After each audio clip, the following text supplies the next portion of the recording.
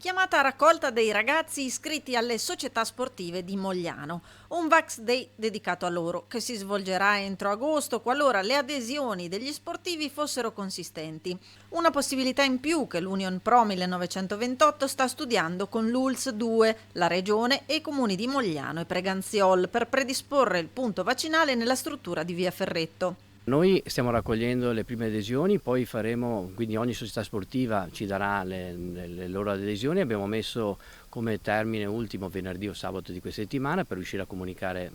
all'ULS quanti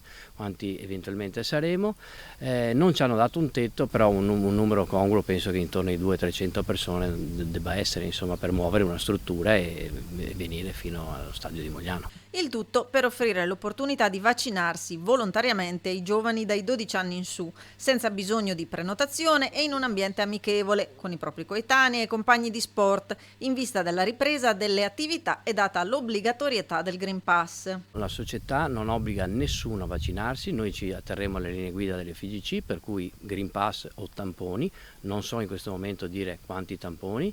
però non c'è nessun obbligo da parte della società, è soltanto un servizio reso alla comunità e alla collettività, per cui a tutti gli sportivi moglianesi, ai loro familiari,